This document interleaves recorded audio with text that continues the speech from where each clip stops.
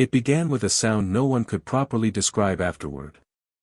Some called it a low metallic groan, like a dying engine struggling beneath the earth.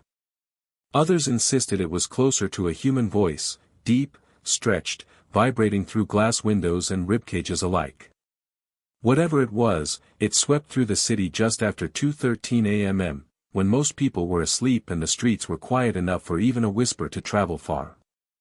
And in those first few seconds, before alarms began blaring and lights flickered out of sync, every living thing in the city seemed to pause. As if the air itself had been yanked away, leaving a vacuum where breath should be.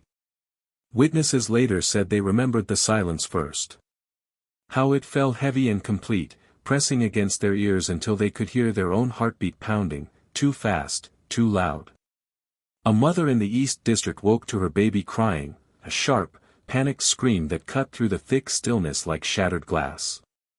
A taxi driver finishing his night shift slammed his brakes when the street lamps above him dimmed, brightened, then strobed in unnatural rhythm. He said the whole city looked like it was breathing wrong. Rising and falling in flickers, pulses, bursts of light that didn't belong to any electrical grid. And then came the panic. Sirens erupted without pattern, ambulances, fire trucks, police cruisers, screaming in every direction as if controlled by unseen hands. Some turned corners where no vehicles were visible. Others blared for miles with no drivers inside. Emergency broadcast speakers crackled alive for a split second, spitting out fragments of an automated message that ended abruptly, replaced by a static hiss that rippled through neighborhood after neighborhood. It didn't take long before people started running. Some fled their apartments barefoot. Others banged on neighbors' doors, insisting they saw something in the hallways, on rooftops or reflected faintly in darkened windows. Yet when questioned later, none of them could fully articulate what that something had been. A shape? A movement? A presence? Their descriptions dissolved into contradictions, blurry silhouettes, warped shadows, towering outlines, or sometimes nothing more than a feeling that someone, or something, was standing just behind them. But the fear was undeniably real. Multiple witnesses said the air felt charged, vibrating the way it does before a thunderstorm, except there were no clouds, no lightning, no wind. Just a suffocating pressure. A weight that settled on their lungs. Several reported sudden nosebleeds. Pets howled, scratched at doors, hid under beds, or bolted into the streets. Birds launched from rooftops in great flocks as if fleeing an invisible predator. And throughout the chaos, a strange, rhythmic pulse trembled through the pavement, steady, deliberate, almost alive. At 2:19 a.m., every power line in the old district surged blue for exactly 1 second. That's when people began screaming. Those closest to the surge swore they saw something huge move between the buildings, something too fluid to be mechanical, too synchronized to be human. They said it didn't run so much as glide through the spaces between light and shadow, appearing and disappearing in impossible intervals. One teen who witnessed it from his bedroom window whispered later, "It wasn't the shape that scared me. It was how it moved, like it already knew where I was going to look." Moments later, the entire northern grid shut down. Street by street, darkness swallowed the city. Emergency generators failed in hospitals without explanation. Electronic locks jammed. Cell towers overloaded and died. People stumbled through stairwells lit only by the dim glow of emergency exit signs that flickered like candles fighting to stay alive. By 2:25 a.m., thousands were gathered in the streets, crying, shouting, pointing upward at nothing visible. Some collapsed from panic, others from the strange heaviness in the air. And just as quickly as it began, the night snapped back into place. The pulse stopped. The light stabilized. The air lightened. The silence lifted. But the fear remained, clinging to everyone who had experienced those 13 impossible minutes.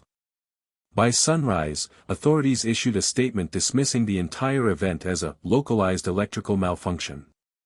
They blamed outdated infrastructure, heat stress, mass hysteria. They denied the siren activation, the emergency broadcast fragments, the strange pulses recorded by home security cameras. They denied everything the witnesses described, firmly, confidently, almost aggressively. But for the people who lived through it, the denial felt more terrifying than the event itself. Because if the authorities were willing to deny something so real, so widespread, what exactly had they seen that night that required erasing the truth? And why, even hours later, did the air still feel wrong? The section ends on that lingering dread, an unspoken question that none of the witnesses could shake. What if whatever moved through the city that night wasn't gone, just waiting? By the time the sun rose over the city, the world outside looked deceptively normal. Traffic lights blinked in steady rhythm again, street vendors began unlocking their carts, and commuters hurried toward buses as if nothing extraordinary had happened only hours ago. But beneath this thin layer of morning routine was a strange, unspoken heaviness. People whispered on sidewalks, avoided eye contact, and checked their phones endlessly, hoping someone, somewhere, had posted an explanation. Instead, they found nothing. No recordings. No emergency alerts. No trending hashtags. It was as if every digital trace of the Great Panic had been swallowed whole before daylight touched the streets. At 7:32 a.m., a televised government briefing aired. A calm-faced spokesperson smiled through the camera, insisting the night's chaos resulted from a minor electrical irregularity, citing outdated power grids and atmospheric interference. She described it as an inconvenience, a temporary disruption, and categorically not a public threat. But the tightness in her voice betrayed her.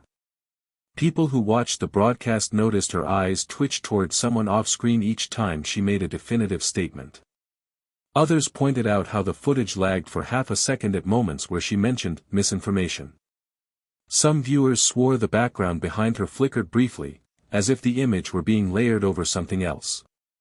Most disturbing of all, the spokesperson urged citizens not to engage in rumor sharing, emphasizing that any claims of visual disturbances were unfounded. The moment she said those words, panic rippled privately through thousands of homes. Because people had seen something. And many had seen it clearly. The first to break the silence was a middle-aged bus driver named Harris, who had driven through the central loop when the lights began strobing. That morning, he sat in a rundown diner, hands trembling around a cup of coffee he hadn't sipped. When a local journalist approached him, Harris whispered, "I know what they're saying on TV, but I wasn't hallucinating. You don't imagine shadows moving faster than headlights." He described a shape, tall, elongated, almost fluid, crossing the road ahead of him. Not running. Not walking. Simply, appearing on one side of the street and dissolving into the other. His bus lights dimmed as it passed, and every passenger gasped in unison though none could fully articulate what they'd seen. Harris said it felt like something pressed into his chest, a weight that wasn't physical but suffocating. "They're telling us to calm down," he muttered, wiping his eyes. But how do you calm down when something you can't name looks right at you? Hours later, a paramedic named Leona stepped forward privately. She worked the night shift at Mercy General and had been responding to a call about a man collapsing at his apartment. When she reached the building, the elevator lights flickered wildly. She climbed the stairs instead, feeling the walls vibrate faintly beneath her palms. What she saw when she reached the fourth floor stayed with her long after dawn. A stretch of hallway lights blew out in a slow wave, as if something invisible passed beneath them. Her flashlight dimmed, then died, though its batteries were new. In the darkness, she swore she heard footsteps, but they didn't sound human. More like a slow dragging, accompanied by a low hum that rattled her teeth. When she reached the patient, he was bleeding from the nose and whispering, it came back, over and over. Despite her insistence, he refused to describe what he meant. He just stared at the dark end of the hallway, waiting. Leona never told her supervisors. She said she knew they'd shut her down the way they were shutting everyone down now. The third witness was a teenage girl named Rena who posted anonymously online. Her message stayed up for only 3 minutes before the thread was deleted, but screenshots survived long enough to circulate through encrypted chats. She wrote, "My window shook like someone tapped on the glass from the outside, but my room is on the 12th floor. When I looked, there was nothing there, just a shadow that didn't match anything in the room. It stretched, like it was trying to form into something. And then it snapped back out of sight." Hundreds of people replied with similar experiences before the entire forum went dark. It became clear, unmistakably clear, that while authorities insisted nothing had happened, civilians across the city were living the same nightmare in fragments.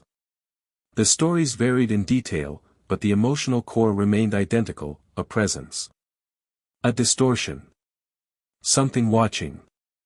Something moving just beyond the limits of normal perception. What unsettled people most was not the terror they felt during the night, it was the deliberate way their experiences were being erased. Footage from doorbell cameras disappeared. Home security systems showed logs with missing timestamps. Phones that had recorded strange sounds suddenly corrupted the files into static. By noon, fear had taken on a new shape, a quiet, suffocating distrust. In a cafe near the river, 2 college students whispered about the authorities' denial, comparing it to past cover-ups the city had endured. In a barbershop, elderly men muttered about old stories the government had once brushed aside. In grocery stores, people exchanged uneasy glances, silently acknowledging they had all felt the same wrongness in the air. But the tension reached its breaking point when a local newsroom employee leaked a short audio clip from the emergency broadcast system timestamps, recorded at 2:16 a.m., before being overwritten. The clip contained only 2 words spoken in a distorted, strained voice: "Do not," then static. "Do not what? Evacuate? Look outside. Breathe?" The city would never receive the rest of the message. And as people replayed the audio again and again, one collective realization took hold: the authorities hadn't just denied what the witnesses saw. They were afraid of it too. The first 24 hours after the Great Panic felt like a waking dream for the witnesses, sharp at the edges, blurred at the center, almost impossible to talk about without their voices shaking. They had seen something the city refused to acknowledge, and that denial carved into them deeper than the memory of the night itself. Most tried to stay quiet at first. They told themselves they were overthinking it, that maybe the official briefing was right, that fear had magnified whatever they saw. But as morning bled into afternoon and then into another restless night, silence became unbearable.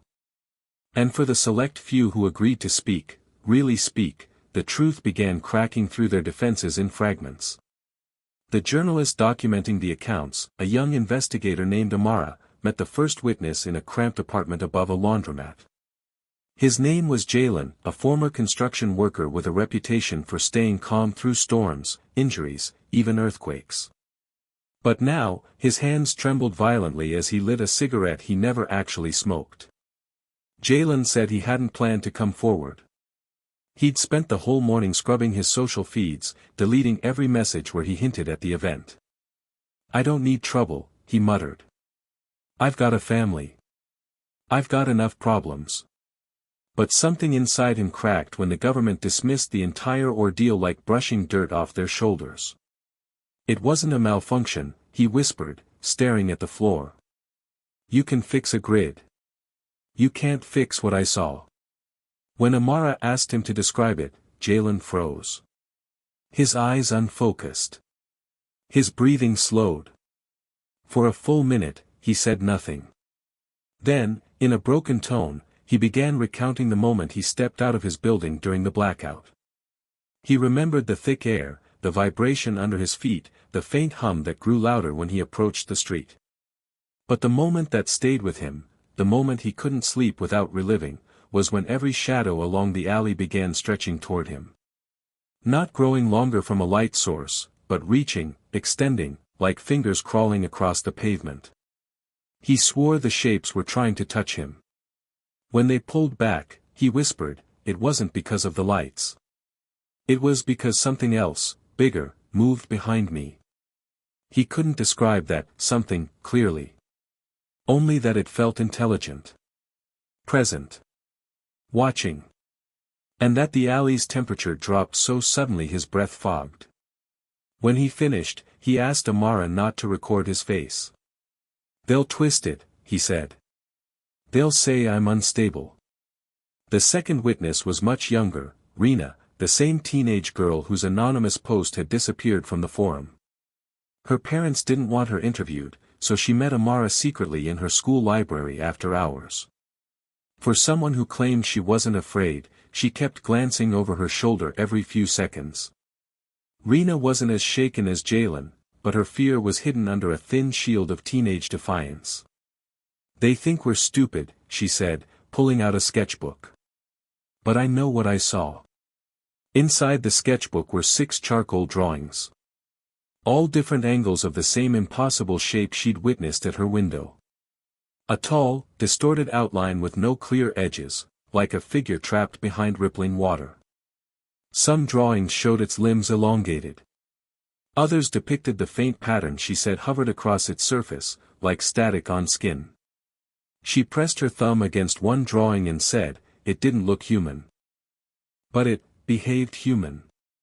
Like it was deciding something. When asked what she meant, she hesitated for the first time. "It tapped," she whispered. "On the glass. Twice. Like it wanted me to notice it." A silence settled between them. Heavy. Uncomfortable. But the witness who haunted Amara the most was the last one she interviewed that day, a man named Elias. Elias was a security guard at a corporate building downtown. Out of all the witnesses, he was the only one who didn't try to convince himself he'd imagined things. His conviction was unsettling. He sat rigidly on the edge of his chair, pale and silent until Amara asked the first question. Then something in him fractured, like a dam bursting. "I know what they want us to believe," he said. "But they don't know what I saw. They didn't feel it breathing." When the blackout struck, he had been monitoring surveillance screens. All 42 cameras glitched at once. Every single one displayed the same warped distortion, an image bending inward, like the lens itself was being pulled toward a central point. And then, frame by frame, the distortion shifted as if something was moving through the cameras, not in front of them. "It wasn't a person," he whispered. "People don't move like that." He described it as a ripple, something that phased in and out of visibility. Not teleporting, but sliding between frames, skipping space in ways no physical body should. When the ripple passed the entrance camera, the temperature in the security booth dropped so sharply that frost formed on the corner of his desk. But the worst part wasn't what he saw, it was what he heard. The intercom clicked on, Elias said. No one pressed it. And something whispered my name. He shivered so violently that Amara paused the interview to offer him water. He didn't drink it. "There's one more thing," he said softly. "Something I didn't tell the police." Amara leaned in, sensing the importance of his next words. "I don't think it was alone." When she asked what he meant, his expression changed, fear tightening every muscle in his face. He abruptly stood, gathered his things, and refused to speak another word. As he walked away, he murmured just loud enough for her recorder to catch, "It's not gone. You know that, right?" His panic wasn't the panic of someone recalling trauma. It was the panic of someone certain that the thing he saw was still here. The deeper Amara dug into the Great Panic, the more she realized the city itself was part of the mystery, its history layered with oddities that people had learned to overlook, like cracks painted over so many times the wall seemed whole until you pressed your fingers against it. Every witness account she gathered pointed not just to a single night of terror, but to something older, something rooted beneath the city's streets, foundations, and forgotten stories. And yet, the official narrative insisted the city had no past worth examining. City brochures spoke of industrial growth, tourism, and innovation. But archived records, buried under bureaucratic layers, told a different story entirely. One built on quiet disappearances, inexplicable shutdowns, and strange, environmental incidents that were mentioned once in reports and then vanished from all subsequent documentation. The first contradiction Amara stumbled upon came from a retired city historian named Calder, who lived alone in a dusty townhouse filled with yellowing maps and books whose spines had cracked from age. Calder wasn't surprised when she asked about the blackout. Instead, he nodded slowly, as if he'd been waiting for someone to connect the dots. "People think last night was unprecedented," he murmured, tracing a finger over an old map. "But the city has a pattern. A pulse. Like it remembers something the rest of us forget." He showed her a collection of news clippings from decades ago, a mass blackout in 1974. A wave of missing animals in 1981. A sudden evacuation of 3 neighborhoods in 1993 due to an unidentified gas leak. And a total communication failure in 2002, lasting exactly 13 minutes, the same duration as the Great Panic. Each event shared a strange similarity, conflicting testimonies from locals, followed by absolute government dismissal. Calder's voice lowered. "The city has always lived with contradictions. What people feel versus what they're told to believe." He tapped the map again, pointing to areas where multiple incidents overlapped. A jagged line formed across the city, almost like a boundary, or a fracture. And right at the center of that line was the old district, the same area witnesses claimed the shadows had behaved unnaturally. Amara left Calder's townhouse with a sense of unease she couldn't shake. Her investigation had shifted from understanding what happened during the Great Panic to understanding why it had happened here, in this particular city, at this particular time. But the contradictions didn't end with the past. Later that day, she visited a municipal storage facility to request old surveillance logs. A desk clerk, bored and uninterested, told her most of the logs had been lost due to water damage. When she pressed further, the clerk stiffened, his expression shifting from disinterest to something closer to caution. "You shouldn't dig into this," he said quietly. "Especially not now." Before she could ask what he meant, a supervisor appeared, cutting the conversation short and redirecting her to a stack of irrelevant documents. The message was clear: don't ask questions. But Amara noticed something odd as she left the building. On the far wall was a bulletin board filled with maintenance schedules. One caught her eye, an alert marked for the exact night of the Great Panic. It mentioned high-risk infrastructure zones in the old district. The note was crossed out with thick black marker, but she could still make out one word beneath it: containment. Containment of what? The contradictions grew more unsettling as she interviewed people living in the so-called risk zones. Many had stories that predated the Great Panic, stories they rarely shared because no one believed them. A floral shop owner recalled nights where she'd close early because the street outside felt too quiet, as if sound itself dimmed. A taxi dispatcher swore some nights his radios picked up a strange frequency, brief, pulsing, almost like a heartbeat. A group of teenagers said they'd seen stray animals disappearing into alleyways and never returning, drawn by something they couldn't see. "You think last night was the first time?" one elderly man asked bitterly. "No. It's just the first time so many people noticed." One pattern kept emerging: people always described the same feeling in the weeks leading up to the Great Panic, an inexplicable heaviness in the air, like the atmosphere thickened around them. The same pressure witnesses described the night of the blackout. But what disturbed Amara more was the consistency of the fear. These people had lived in the district their entire lives. They were familiar with power failures, strange noises, urban myths. But this was different. This was shared dread. Like the city was exhaling warnings no one had been willing to hear.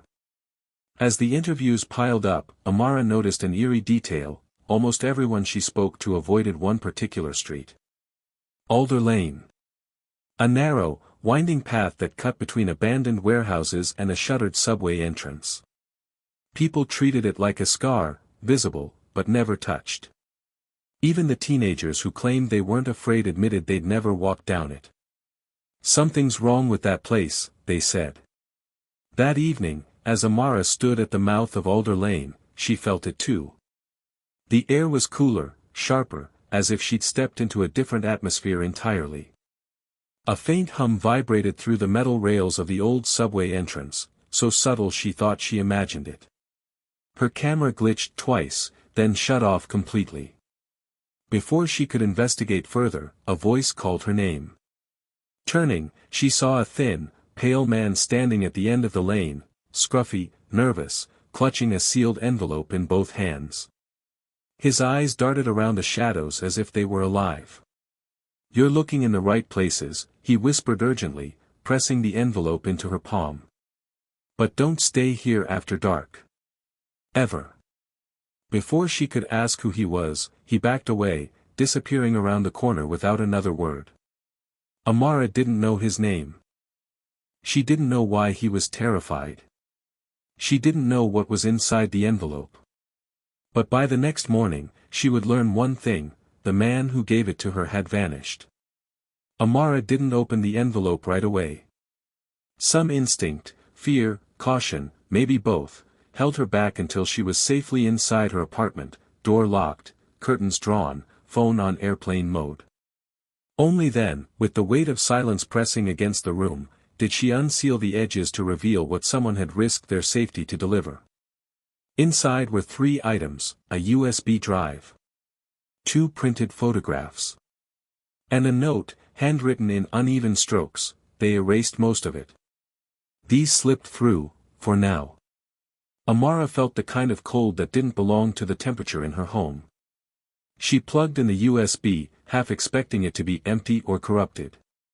Instead, it held 6 video files, each unlabeled, raw, and time-stamped around the Great Panic. None were longer than 20 seconds. Some were barely 4. The first clip came from a parking garage security camera. The footage began with a still shot: empty concrete floors, rows of silent cars, fluorescent lights humming. At second 5, the camera flickered, distorting the lower half of the frame into static. When the image returned, a row of parked cars was shifted, as if something massive had brushed past them. Their angles changed, some moved inches out of place. Amara leaned closer, replaying the frames. There was no visible object. No figure. No human. The cars had moved without any physical presence captured in the lens. But the sound, faint, low, vibrating, made her chest tighten. A deep, rhythmic pulse. Like breathing too slow, too heavy to be human. The second clip came from a police dashcam. Light strobing from the blackout reflected across the windshield. The officer inside was heard whispering, "What the hell is that? What is that?" His voice trembled in a way that felt too real to dismiss. At second 9, something dark streaked across the road, fast, sinuous, like a shadow detached from its source. It didn't run or fly. It glided, bending around objects as if choosing the path of least resistance through the air. The clip ended abruptly when the audio spiked into a screeching distortion that forced Amara to rip her headphones off. The third file appeared corrupted at first. A static-filled screen. A faint glow. A shape that refused to resolve. But when she enhanced the footage frame by frame, a civilian-recorded clip emerged, likely captured by someone pointing their phone out a window. For 14 seconds, the camera pointed toward a row of apartment buildings. Nothing unusual, until the streetlight nearest the camera bent forward, as if pushed by an invisible force. The metal pole curved, not snapped, not broken, bent, like a soft reed reacting to passing wind. But there was no wind. The air was still. Then the shadows between the buildings grew darker, thicker, forming something like an outline too tall and too slender to be natural. The outline shimmered, destabilizing the pixels around it in a ripple effect. Just before the video cut, the camera jolted downward, as if the person holding it dropped their phone in terror. Amara played the clip 3 times before moving on. The fourth file came from a corner store CCTV. In the footage, shelves rattled. Glass bottles vibrated. Lights buzzed, then burst into sparks. But the most chilling detail wasn't the objects, it was the people. The customers froze in place, their heads snapping toward the entrance a split second before anything happened. As if they sensed something approaching before it arrived. Their bodies reacted before their minds understood the fear. The fifth clip was different. Shorter. More deliberate. Almost purposeful. It showed a traffic intersection. Cars stalled mid-motion. A cyclist stood frozen, staring upward. And at the very top corner of the screen, barely visible, pixels warped into what resembled a massive shape towering behind a building. It was not fully seen. Only implied. A curvature. A mass. A shadow cast without a source.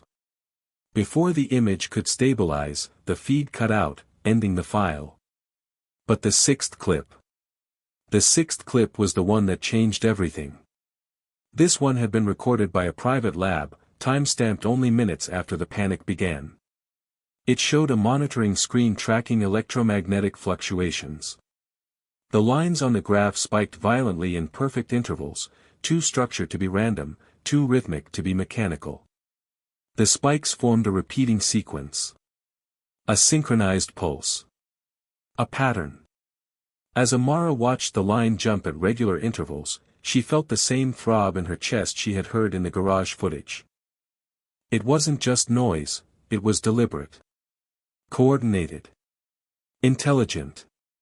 But the final second of the clip froze her blood. The electromagnetic readings on every channel, 7 separate measuring instruments, spiked at the exact same moment, creating a perfect vertical wall of data. Not chaotic. Not random.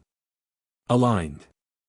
Everything the witnesses reported, the distorted shadows, synchronized power fluctuations, environmental reactions, pointed toward a single phenomenon acting on multiple locations simultaneously. The videos weren't showing a creature or a person. They were showing reactions to something unseen. Something immense. Something whose presence warped physical space around it. Something that created order within the chaos. Amara leaned back, breath shaking. Whatever happened during the Great Panic wasn't a hallucination. It wasn't hysteria. It wasn't misinterpretation. It was a coordinated event. A force. A presence. A central origin. The authorities hadn't denied the event because it wasn't real. They denied it because the evidence was too coherent, too unified, to ignore. She returned to the photographs in the envelope. Both depicted the same thing, a still frame from a security camera overlooking the old district. In the first photograph, shadows stretched unnaturally across the pavement. In the second, taken 1 second later, the shadows aligned, forming a twisted shape that suggested movement toward a single direction. A direction pointing straight toward Alder Lane. Before Amara could process the implications, her apartment lights flickered. Once. Twice. 3 times. The same strobing pattern seen in the footage. Amara froze. The city had been reacting to something that night, something it wasn't supposed to witness. And now, whatever caused those patterns. It might be reacting again. For days, Amara believed she was working alone, one journalist chasing a story no one else wanted to acknowledge. But when she dug deeper into the USB footage and the strange electromagnetic spikes, a pattern emerged that pointed her toward a far more unsettling truth. Someone inside the system had been investigating the Great Panic long before she ever began, and their work had been buried so thoroughly that only fragments survived. It started with a name she found in the metadata of one corrupted video file, Project Rift Analysis, lead, Dr. Adrian Cairns. A quick search returned nothing. No public records. No publications. No employment history. He didn't exist, at least not in any way the city allowed people to see. But her instincts told her he was real, and that he had left a trail for someone persistent enough to follow. Her first lead came from a former lab assistant named Tessa. She responded anonymously to one of Amara's encrypted messages, agreeing to meet only if they spoke somewhere without cameras. They chose an abandoned gym on the south side, where the echoes swallowed their voices and the dust muffled their footsteps. Tessa looked exhausted, her hair tied back in a shaky knot, her hands trembling as she lit a cigarette with the same desperation Jalen had shown. "I shouldn't talk to you," she said, voice cracked from lack of sleep. "They warned us not to speak to anyone." "Who warned you?" Amara asked gently. Tessa let out a shaky laugh, one that carried no amusement. "City security. After the panic. They shut the whole unit down, erased our files, wiped the servers. They said we were mistaken. Misreading the data. Imagining things. But we weren't." She reached into her coat and pulled out a crumpled printout, an electromagnetic chart similar to the one seen in the 6th USB clip. Except this one had annotations. Handwritten notes circled several spikes labeled behavioral anomaly, directional movement, and not random. "This was Adrian's work," Tessa whispered. "He figured out the pulses weren't just environmental disturbances. They were responding to something. Or someone." Amara felt her skin prickle. "Responding how?" Tessa hesitated, then traced a line across the page with her fingertip. "They weren't just spikes. They were signals. Like echolocation. Or communication. Between what?" Amara pressed. Tessa's gaze hardened with something between fear and certainty. "Entities. Plural." Before Amara could ask anything else, Tessa stepped back. "I can't say more. They're already watching me." Her voice cracked again. "Adrian disappeared 2 days before the shutdown. No one has seen him since."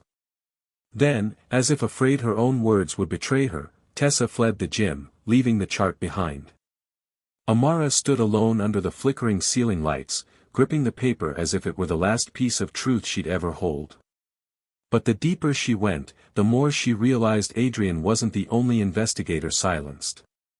Her next lead was an environmental analyst named Miguel, one of the experts who had studied the city's strange atmospheric disturbances in the past. When Amara found him, he was packing his belongings into cardboard boxes, preparing to leave the city. He didn't even pretend to deny what happened during the panic. "I knew this day was coming," he said, shaking his head. "I knew the moment the readings aligned." "What readings?" Amara asked. He opened a drawer and took out a dusty report stamped with a red stripe reading restricted material. Miguel placed it on the table with a reverence usually reserved for sacred relics. "This," he said, "is why they shut us down." Inside were charts, maps, and weather models. But none of them showed natural patterns. They showed distortions, localized atmospheric shifts that mimicked the exact pulse intervals captured during the Great Panic. Amara scanned the graphs, noticing the identical time signatures. "These are the same as the surveillance spikes." "Of course they are," Miguel replied. "The night of the panic wasn't the beginning. It was the escalation." He exhaled, running a hand over his face. "We thought it was an environmental anomaly at first. But the data, it behaved too coherently. Like someone orchestrating multiple systems at once." He pushed forward one particular map, a city blueprint with several points marked in red. The same areas that Calder, the historian, had identified. The same places where witnesses reported distortions. The same path leading to Alder Lane. And at the bottom of the report was Adrian Cairn's signature. Miguel lowered his voice. "We weren't meant to know what he found. No one was." Before Amara could ask more, Miguel carefully tore a fragment from the report, the only section that hadn't been redacted, and handed it to her. The words were chilling: visibility compromised. Entity not organic. Behavior, coordinated. Recommend immediate containment protocol. But the most disturbing part was the final handwritten line: multiple presences detected. Cycle incomplete. Amara could barely breathe. The city hadn't experienced an isolated event. It had experienced the culmination of something building for years, something watched, studied, and ultimately suppressed by the authorities. And then everything escalated further. That night, as she reviewed her notes, someone knocked softly on her apartment door. A small, cautious knock, 2 taps, then silence. Her heart hammered. No one knew where she lived, not officially. When she opened the door, an elderly woman stood trembling, clutching a plastic folder. Her eyes were red, swollen, like someone who had cried for days. "You're looking for answers," the woman whispered. I was part of the internal review team. I can give you something they missed." Amara guided her inside, offering water, but the woman refused. Instead, she slid the folder across the table. Inside were transcripts, interviews, data logs, and meeting summaries. The folder was thin, but every page pulsed with the weight of buried truth. One transcript stood out, a recording of a meeting between city officials and Adrian Cairns. Adrian's voice was steady, confident, but strained with urgency. "The fluctuations aren't accidents. They're searching. Probing. Coordinating.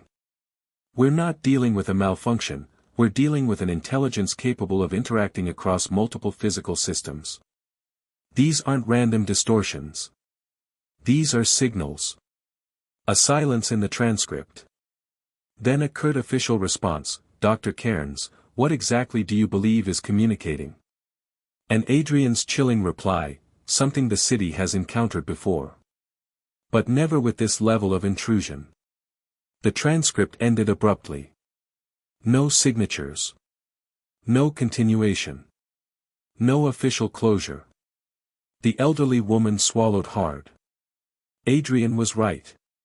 And that's why they silenced him. When Amara asked where he was now, the woman shook her head, tears forming again.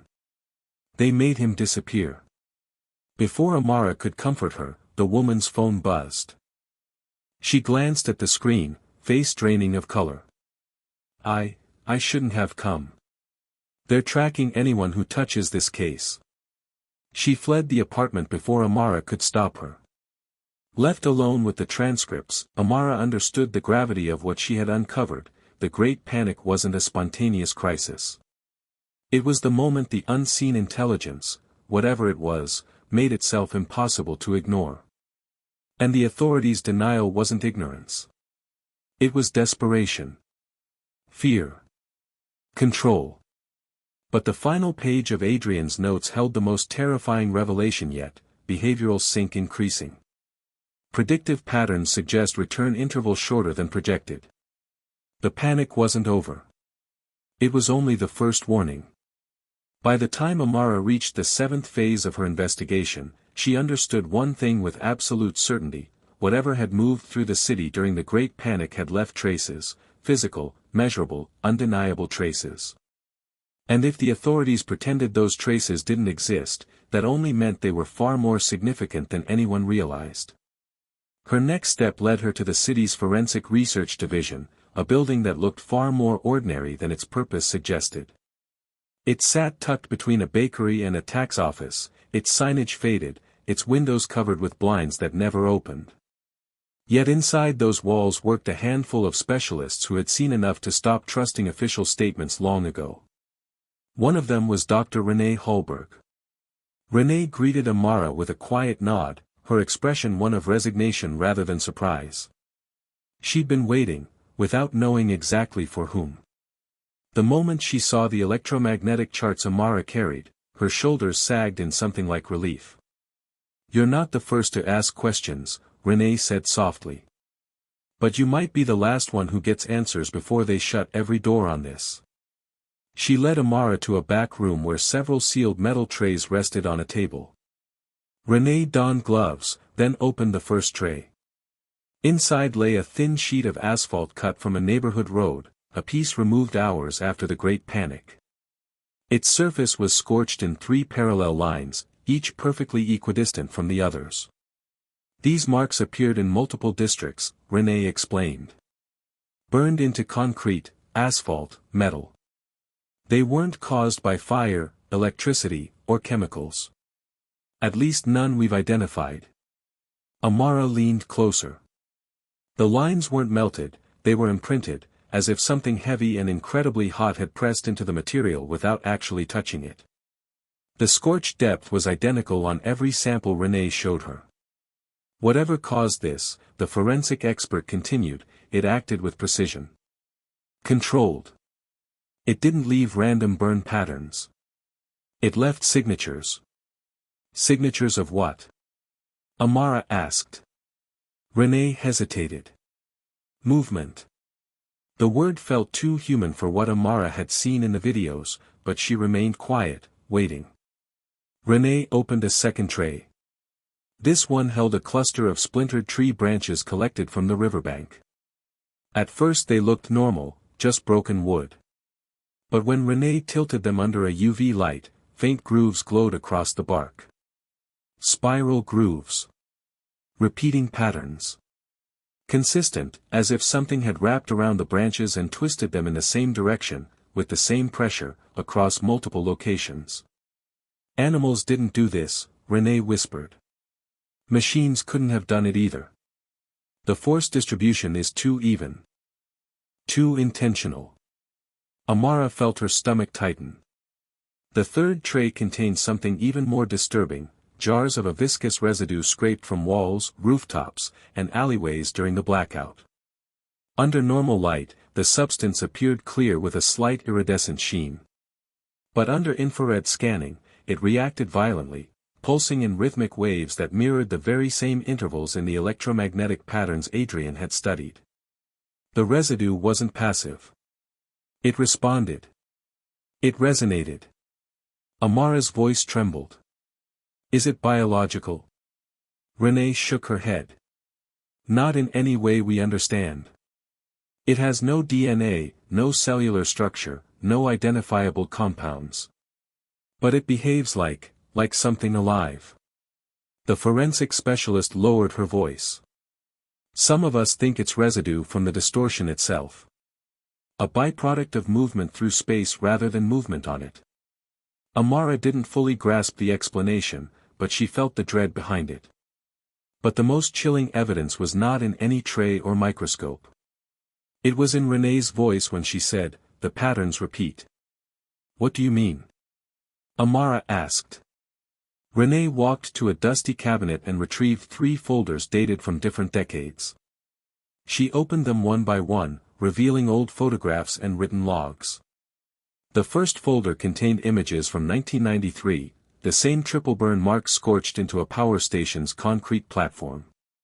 The second contained wood samples from 1981 with identical spiral patterns embedded into tree trunks. The third folder held something that made Amara's breath stutter. Residue samples from 1974, classified at the time as unknown environmental contaminants, reacting under old lab scanners in the exact same pulsing intervals as those collected after the Great Panic. These patterns shouldn't exist across decades, Renee whispered. Not unless the same phenomenon has been occurring again and again. A cycle. A recurrence. A return. Amara sat down, the realization hitting her like a collapsing building. The Great Panic hadn't been an isolated event. It was merely the latest manifestation of something that had touched the city repeatedly across its history. But Renee wasn't finished. She opened a final folder, thin, worn, edges frayed as if mishandled many times over the years. Inside was a map of the city with red pins marking every location where traces had been found since the 1970s. The pattern wasn't random. It formed a path. A migration route. A slow-moving trajectory that shifted with each decade but always circled back toward the old district. Whatever it is, Renee said quietly, it's not stationary. It's not aimless. It's following something. What could it be following? Amara asked. Renee didn't answer. Instead, she pulled out one more document, hidden behind the map, a personal note from an anonymous researcher dated 2002. The handwriting was rushed, desperate, the entity searches for resonance. It moves toward the strongest atmospheric distortions. Humans perceive them as pressure, heaviness, headache, dread. Then, at the bottom, it is not alone. A silence settled over the room so dense it felt physical. Amara's mind raced, struggling to reconcile everything she had learned. The synchronized electromagnetic pulses. The identical scorch marks. The unnatural residue. The repeating cycle. The path that always returned. Whatever had moved through the city during the Great Panic was not a phenomenon. It was a presence. A presence that did not behave like an animal, or a machine, or anything human. A presence that left behind traces that were coherent, patterned, organized. A presence that operated with intent. As Amara stared at the map, a chilling thought took shape: if the entity was following atmospheric distortions, following the places where fear, tension, or environmental instability peaked, then the Great Panic might not have been the entity arriving. It might have been the entity responding. And the city's fear, its frantic breathing, its pulsing electricity during that night, could have been exactly what summoned it closer.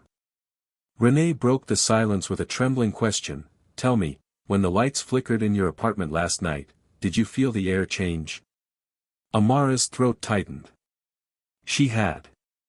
She hadn't wanted to admit it. But she had. And before she left the lab, Renee handed her one final piece of evidence, a thermal scan taken just minutes before the panic ended. In the scan, multiple heat signatures, elongated, irregular, appeared in a cluster near Alder Lane. Not one presence. Several. Amara walked out of the forensic lab with a truth heavier than anything she'd uncovered so far: the entity wasn't singular. It wasn't done. And the patterns weren't fading. They were escalating. Amara did not believe in collective hallucination, not at first. She believed in trauma, in misinformation, in fear-making patterns where none existed.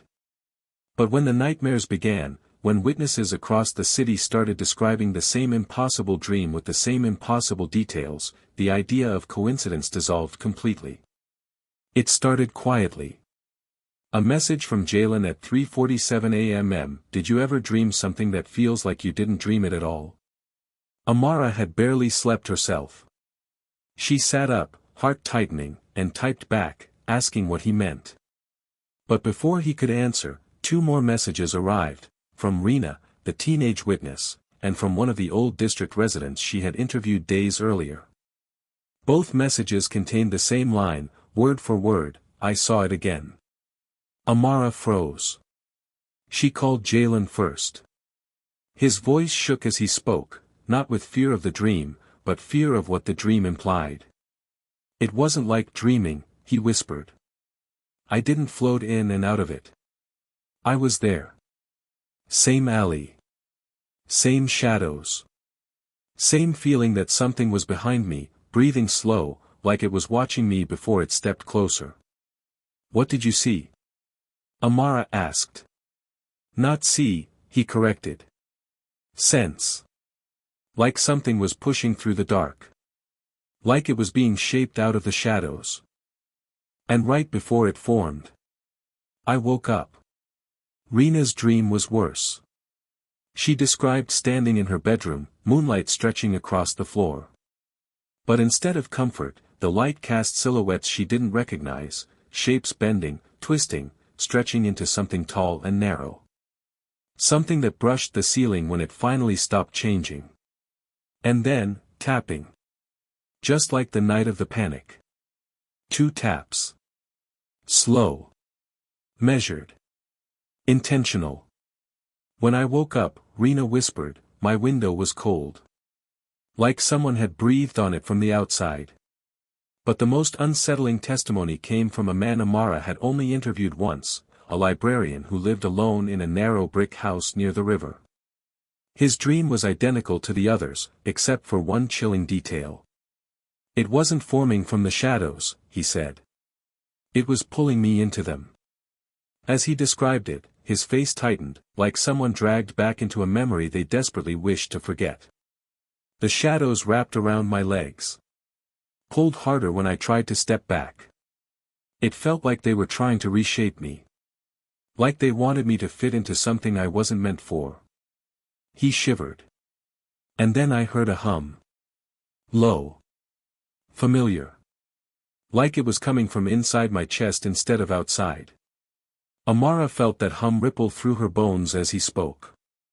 She had heard it too, during the surveillance clips, during the dashcam footage, even faintly in her apartment when the lights flickered 2 nights earlier. But the nightmare described by the fourth witness, the paramedic Leona, shifted the entire investigation into something darker. Leona's voice trembled as she spoke over the phone. "I don't think it's a dream," she said. "Dreams don't leave bruises." Bruises? Leona explained that in her dream, she found herself walking down a long, empty hospital hallway. Her footsteps echoed in unnatural rhythms, too slow one moment, too fast the next, like time was stuttering. The emergency lights seared red across the walls, pulsing in sync with that same familiar hum. "And then I saw them," she whispered. Silhouettes. Tall. Lean. Like they were stretched out. More than one. "How many?" Amara asked. 3. Maybe 4. "And what were they doing?" Leona inhaled sharply. "Waiting for me." When she tried to run, the hallway elongated. Doors drifted farther away, like the architecture itself was bending to keep her trapped. One silhouette stepped forward, its movement smooth and deliberate, without footsteps, without sound. Just a glide, like it was sliding through layers of the hallway instead of walking across it. "That's when I felt something grab my arm," Leona whispered. Cold. Hard. Like fingers made of pressure instead of skin. When she woke, a bruise marked the exact place she felt the grip. Not a small bruise, an elongated fingerprint-like imprint, as if fingers far too long to be human had wrapped around her. "If more people start seeing these things in their sleep," Leona added trembling, "then maybe they're not dreams. Maybe it's something else. A connection. A warning. Or worse, a preparation." The idea struck Amara like ice. Were the entities, or whatever they were, reaching into people's subconscious? Or were the witnesses simply remembering something their minds couldn't fully process while awake? Weeks earlier, Adrian Cairns had written the words, "behavior, coordinated. Searching for resonance." Could dreams be resonance? Still shaken, Amara decided to contact a therapist familiar with trauma-induced dream patterns. She hoped for a rational explanation, a way to connect these nightmares to shared stress rather than something supernatural. Dr. Farrow, the therapist, agreed to meet privately after hearing the urgency in Amara's voice. He arrived with a folder of his own. But he didn't start with analysis. He started with a confession. "You're not the first to ask me about these dreams," he said quietly. "I've had 6 patients this week describe nearly identical visions." Amara felt her pulse race. Were they witnesses of the panic? 3 of them, he answered. But the other 3 had no direct exposure to that night. No trauma. No triggers. Nothing. He flipped open his folder, showing sketches made by his patients. Each one depicted a towering silhouette, distorted, elongated, shimmering at the edges like heat rising from asphalt. Some had multiple limbs. Some had none. All had a rippling texture across the body, just like Rena's charcoal drawings. "These aren't dreams," Dr. Farrow said. "They're intrusions." Intrusions. The word hung heavy.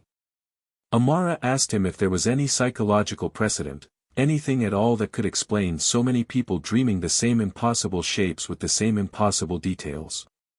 "There is one," he replied softly. "Collective subconscious resonance. It happens during extreme cultural trauma or mass fear events. But this," he tapped the sketches. "This is more precise. Too identical. Too intentional. Pharaoh lowered his voice. Some of my patients, all described a sound before waking. A low, rhythmic hum. Amara stopped breathing. The sound vibrated inside their bodies, he continued. Not in the room. Not from outside. It felt internal. Just like the librarian. Just like the dashcam footage. Just like the surveillance recordings. Just like the residue samples. The hum was everywhere. And now, it was inside people. What do you think it means? Amara whispered. Pharaoh closed the folder slowly. It means whatever visited this city, didn't leave. As Amara walked home through the dimly lit streets, she couldn't shake the feeling that the air was heavier again. That the shadows were pooling unnaturally at street corners. That her own footsteps were being echoed just half a beat too late. That night, she dreamt for the first time. She stood in the middle of Alder Lane. Fog curled at her ankles. The hum grew louder, throbbing, pulsing, synchronized. And then a silhouette stepped forward. Tall. Slim. Shifting like it struggled to hold one shape. It didn't approach. It waited. Watching. And when Amara woke, her window was covered in condensation, on the outside. Something had stood there. Breathing slowly. Deliberately. For the first time, Amara felt something deeper than fear. A sense that the entity wasn't simply appearing in dreams. It was calling witnesses back. One by one. Preparing them for something. The deeper Amara dug, the clearer it became. The Great Panic wasn't a chaotic event, it was a synchronized one. Every witness testimony, every piece of distorted footage, every electromagnetic spike, every impossible dream, they all pointed toward a convergence. A moment where factors across the entire city lined up perfectly, like gears of a massive unseen machine clicking into place. And whatever aligned that night had awakened something. Amara realized this when she visited the Meteorological Institute, an aging stone building perched on a hill overlooking the city. Inside, she met a senior researcher named Dr. Havel, a man who had spent 40 years studying weather anomalies and who carried the look of someone who had witnessed too much and spoken too little. He didn't ask who she was. He didn't ask why she came.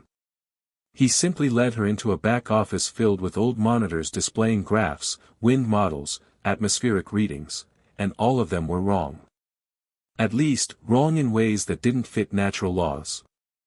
You're here about the night of the panic, Havel said without turning. It wasn't just electrical. Or psychological. Or environmental. It was all of them. Amara asked him to explain, and he pointed to a large monitor showing a timeline of the night in question. At 2:05 a.m., barometric pressure in the old district dropped sharply, too sharply for any normal weather pattern. At 2:09 a.m., 3 seismic sensors registered minor tremors, so localized they didn't match any natural tectonic activity. At 2:12 a.m., birds across the city launched into the sky simultaneously, forming a chaotic flock that swirled above the rooftops before scattering. At 2:13 a.m., the first electromagnetic spike hit, identical to the waveform patterns Renee showed Amara. And at 2:16 a.m., the emergency broadcast issued its fragmented warning. "Do not, that wasn't an alert failure," Havel murmured. Something interrupted the transmission. What kind of something? Amara asked. Havel finally turned to face her, his eyes sunken, hollow. Something that doesn't want to be described.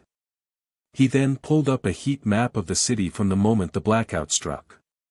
Instead of cooling like a normal grid-down environment, certain areas heated, rapidly, inexplicably. Not hot like fire. Hot like energy being drawn in, compressed, or displaced. It was feeding, Havel whispered. Or gathering. Or forming. I don't know the verb for what it was doing. But the energy didn't vanish into the air. It moved. He tapped the map. The gathered heat signatures drifted toward one point. Alder Lane. The name stabbed through Amara like a spike. Everything returned to that narrow street, the leftover hum, the vanished engineer, the strange dreams, the residue, the patterns, the sightings. But Hovell wasn't finished. He loaded another chart, wind activity. There was no wind that night, he said.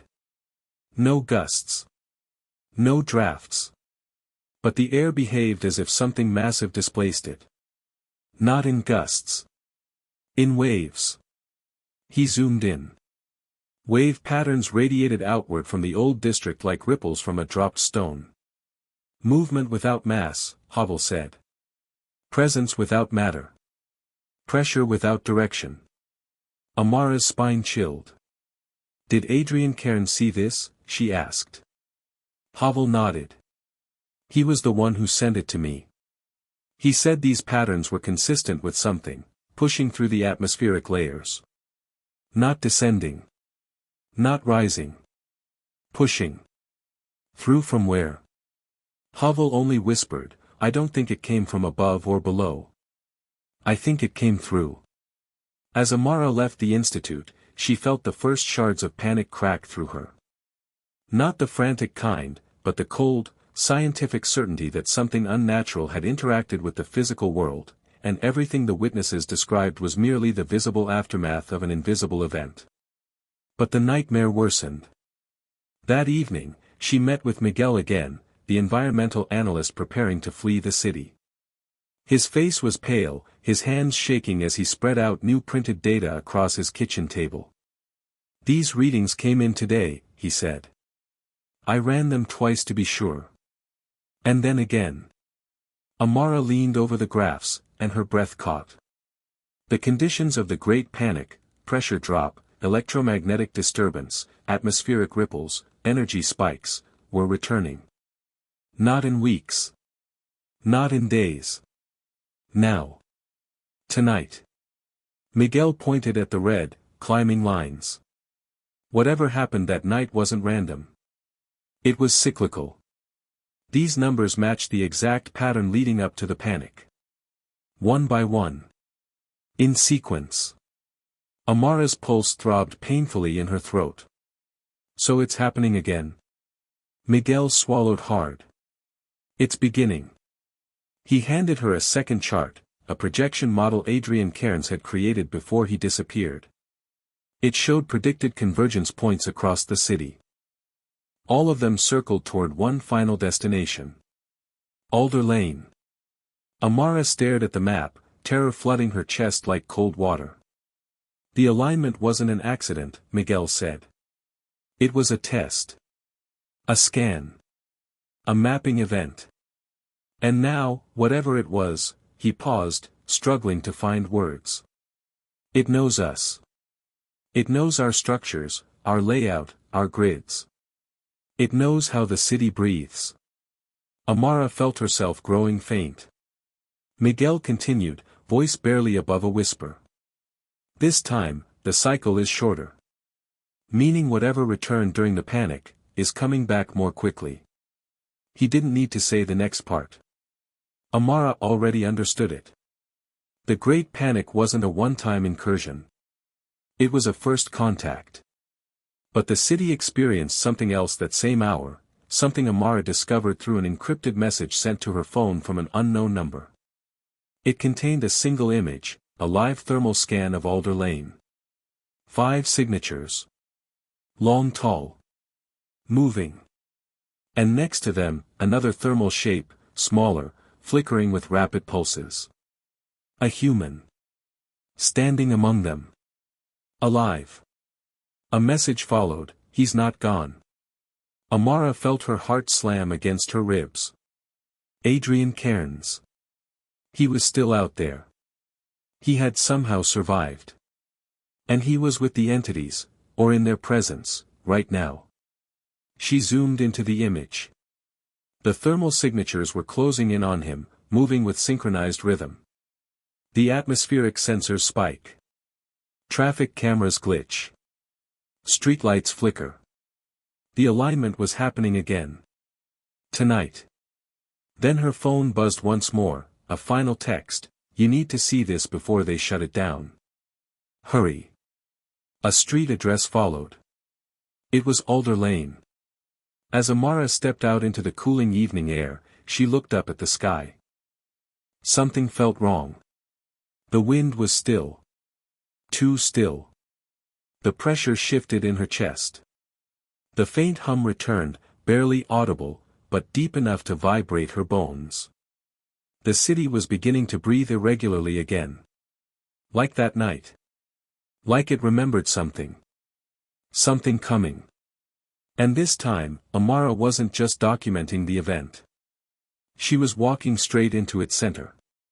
By the time Amara reached the edge of Alder Lane that night, she had gathered enough testimonies, footage, data, and anomalies to draw one horrifying conclusion: the witnesses were not merely remembering a shared trauma, they were describing the behavioral patterns of something operating with deliberate intent. And every official denial, every erased recording, every corrupted file pointed to one fact the authorities were too afraid to admit: the entity wasn't undefined. It wasn't random. It had a purpose. Amara stood beneath a flickering street lamp, reviewing her notes in the dim light. Every witness had described a variation of the same impossible presence: elongated silhouettes, fluid motion, synchronized behavior. But when she compared the data, the electromagnetic pulses, atmospheric distortions, heat signatures, something clicked. The entity did not behave like an organism. It behaved like a network. It moved in patterns. It responded to stimuli. It aligned with environmental changes as though it were reading them. And the most chilling element, every witness who saw it up close described the same detail, whether they admitted it consciously or not. It never simply appeared. It always noticed them first. This truth came crashing down when Amara re-listened to an unpublished interview with the final witness, a woman named Mira, who had refused to go public because she feared no one would believe her. Her voice trembled as she recounted the moment the silhouette emerged from the blackout haze. "I didn't see its face," Mira whispered. "I don't even know if it has one. But the moment it came into view, I felt it. Like its attention hit me before I understood what I was looking at. Like it was assessing me. Assessing. Choosing. Learning." Mira then said something none of the others had dared to speak aloud: "It didn't appear in front of me. It appeared where I was already looking, like it knew." Amara's breath caught. The witnesses hadn't simply observed the entity. The entity had used their perception to manifest, aligning itself with where they directed their attention, where their fear concentrated most. The authorities didn't deny the Great Panic because it wasn't real. They denied it because whatever the witnesses saw, had seen them first.